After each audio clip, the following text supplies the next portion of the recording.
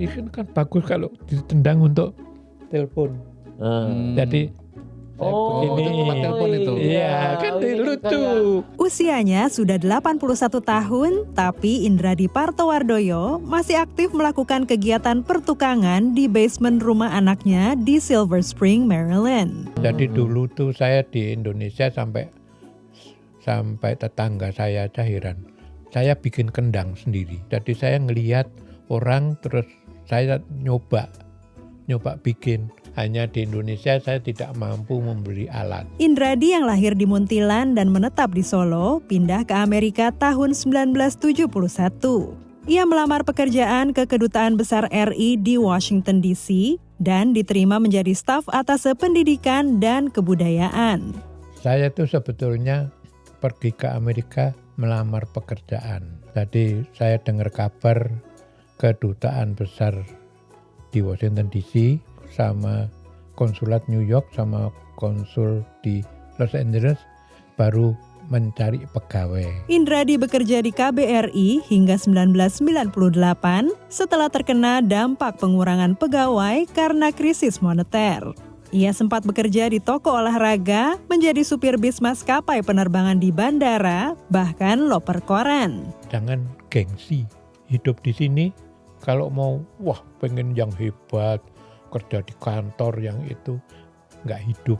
Setelah pensiun, Indradi menekuni hobi masa kecil, membuat berbagai barang dari kayu dengan peralatan yang dibeli secara mencicil saat masih bekerja.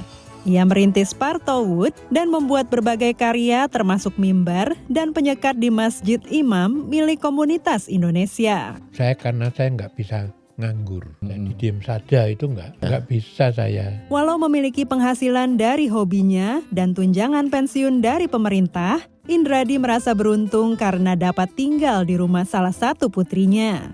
Di Amerika, warga usia 65 tahun ke atas yang sudah pensiun jumlahnya mencapai 17%.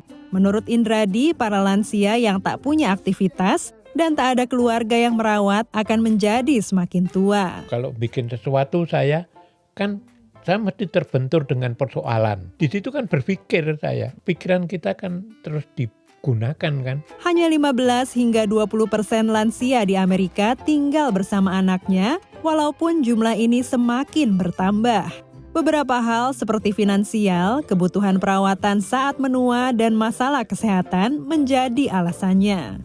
Ira Puspita, diaspora Indonesia di Alexandria, Virginia, memilih merawat ibu mertua di rumahnya setelah pandemi hingga meninggal dunia. Ibu sih tadinya maunya tinggal sendiri ya, karena udah bisa tinggal sendiri.